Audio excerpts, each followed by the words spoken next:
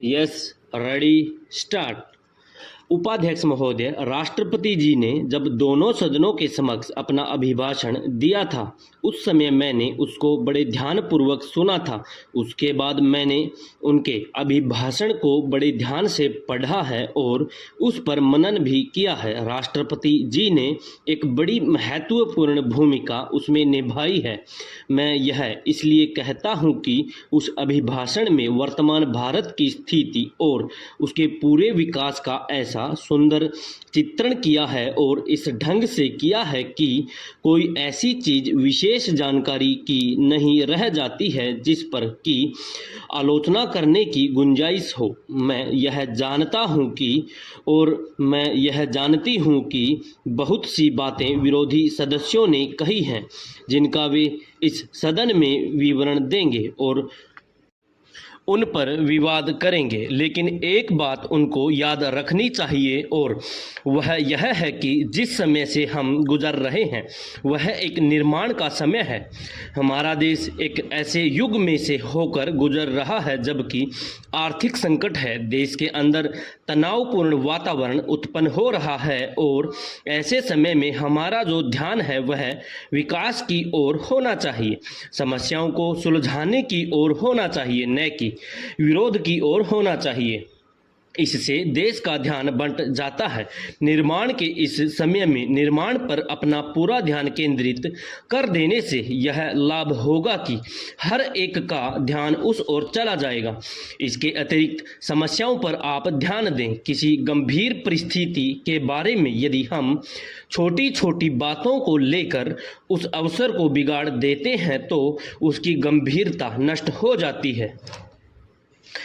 राष्ट्रपति जी देश के एक उच्च अधिकारी हैं। उन्होंने जो अभिभाषण दिया है उसमें बड़ी बड़ी बातों का ही जिक्र किया है। सभी बातों पर प्रकाश डालना उनके लिए संभव नहीं हो सका है। इसका एक कारण यह भी है कि बजट आदि प्रस्तुत होने वाले हैं और माननीय सदस्यों को बहुत से ऐसे अवसर मिलेंगे जिनको पाकर कि वे सब बातों पर अपना विरोध प्रकट कर सकें। इसलिए मेरा माननीय सदस्यों से विशेष रूप से अनुरोध है कि वे इस अभिभाषण पर केवल निर्माण की दृष्टि से ही गौर करें और उसके ऊपर अधिक विरोध न करें। आशा है कि ऐसा करने से सबका हित हो सकता है। महोदय, पंचवर्षीय योजना की रूपरेखा पर अपने विचार प्रकट करते हुए मैंने भ्रष्टाचार को समाप्त करने की ओर आपका ध्यान आकृष्ट किया था। यदि भ्रष्टाचार इस देश से दूर नहीं होगा तो जो आशाएं हम करते हैं वे पूरी नहीं होंगी। आज तक जो होता रहा है उसमें एक सबसे बड़ी बाधा हमारे सामने यह आई है कि अधिकारियों का ध्यान देहातों की ओर नहीं है, उसका ध्यान शहरों की ओर अधिक रहता है।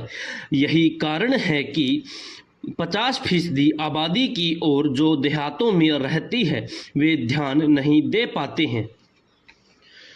मेरा सबसे पहला सुझाव यह है कि आपके अधिकारियों को निश्चित रूप से देहातों में रहना चाहिए। जो हरिजन हैं, आदिवासी हैं, गरीब लोग हैं, उनके बीच में रहना चाहिए जिससे उनको उसकी समस्याओं का सीधा ज्ञान हो सके। आप कुछ ऐसी व्यवस्था कीजिए कि हर अधिकारी वर्ग में कम से कम 15 दिन देहातों के अंदर जाकर रहे और उन लोगों के सीधे संपर्क में आए। इससे हमारी योजनाओं के कार्यान्वयन में बड़ी सहायता मिलेगी। उनको समझने का अवसर मिलेगा कि योजना को ग्रामवासियों के लाभ के लिए किस प्रकार से लागू किया जाना चाहिए। मैं एक दूसरा सुझाव यह देना चाहता हूं कि अधिकारियों को काम करने के लक्ष्य दिए जाएं। उनको निर्धारित लक्ष्य पूरे करने होंगे और जो अधिकारी निश्चित समय के अंदर उन लक्ष्यों को पूरा कर लें उन्हें प्रोत्साहित किया जाना चाहिए और यदि वे उसको पूरा नहीं कर पाते हैं तो इसी तरह से उनकी अक्षमता समझनी चाहिए।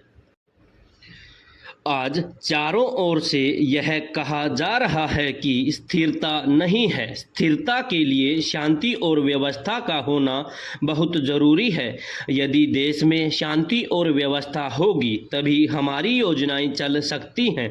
हमारी जो शक्ति आज शांति और व्यवस्था स्थापित करने में लगती है, उस शक्ति का इस्तेमाल हम अपनी योजनाओं के काम में लगा सकते हैं। हमारा पिछला अनुभव यह बतलाता है कि तानाशाही इस देश में नहीं चल सकती और उसे चलने भी नहीं देना चाहिए। अब जहां तक दूसरे कार्यक्रम का संबंध है जिस पर कार्यवाही चल रही है, उसमें कई नेता शामिल हैं। यदि वे एक रूपता दिखलाएंगे तो देश में अशांति पैदा होगी, हमारा प्रजातंत्र समाप्त हो जाएगा। इसलिए इस बात को जितनी भी गंभीरता से लिया जाए उतना ही कम है। अध्यक्ष जी, राष्ट्रपति महोदय के अभिभाषण पर जो धन्यवाद का प्रस्ताव पेश किया गया है, मैं उसका समर्थन करने के लिए खड़ा हुआ हूं। राष्ट्रपति जी ने अपने अभिभाषण में विशेष रूप से आर्थिक विकास और कृषि के संबंध में उल्लेख किया है। इसमें कोई संदेह नहीं कि पिछले वर्ष में खाद और बीज का वितरण ठीक समय पर किसानों को किया गया और साथ ही भगवान की कृपा रही जिससे वर्षा समय पर हुई और नहरों व नलकूपों से खेती की सिंचाई के लिए समय पर पानी मिला, जिसका परिणाम यह दिखाई दे रहा है कि इस साल अनाज की पैदावार पिछले सालों की अपेक्षा अधिक होगी। इस अवसर पर मैं कुछ बातों की ओर सदन का ध्यान आकर्षित करना चाहता हूं, जिनका उल्लेख राष्ट्रपति जी के अभिभाषण में नहीं किया गया है। जहां इस अभिभाषण में कृषि उत्पादन, औद्योगिक उत्पादन, विदेश नीति तथा अन्य दूसरी बातों का वर्णन है, जहां हमारे देश में फैले सामाजिक तनाव, धार्मिक तनाव और पिछले साल आई भयंकर बाढ़ का कोई उल्लेख नहीं किया गया है। मेरे विचार से राष्ट्रपति महोदय को अपने अभिभाषण में इन बातों का भी उल्लेख करना चाहिए था। आप जानते हैं कि पिछड़ी जातियों के लिए आरक्षण के नाम पर उत्तर भारत में जगह जगह पर तनाव की स्थिति पैदा हुई है। 30 साल पहले हरिजनों के आरक्षण की बात को माना गया था। मैं हरिजनों के लिए आरक्षण के विरुद्ध नहीं हूं, क्योंकि मैं स्वयं हरिजन हूं, लेकिन अन्य पिछड़ी जातियों के नाम पर जिस आरक्षण की मांग की जा रही है वह तर्कसंगत नहीं है। जिस समय हरिजनों के लिए आरक्षण की मांग की गई थी, उसका आधार यह था कि यह ऐसी जाति थी कि जिसके पास कोई रोजगार या धंधे के साधन नहीं थे। वे जमींदारों के खेतों में काम करके किसी तरह से अपने परिवार का पेट पालते थे। लेकिन आज पिछड़ी जातियों के नाम की जो सूची बनाई गई है, यदि उसकी जांच हो तो आपको मालूम होगा कि उनमें 5% भी ऐसी जातियां नहीं है जो किसी जमींदार के खेत में काम करती हों या दूसरों की कृपा पर निर्भर हों। मैं चाहता हूं कि पिछड़ी जातियों के लिए आरक्षण की व्यवस्था करने से पहले इस बात की जांच कराई जाए कि कौन सी जातियां आरक्षण की हकदार हैं।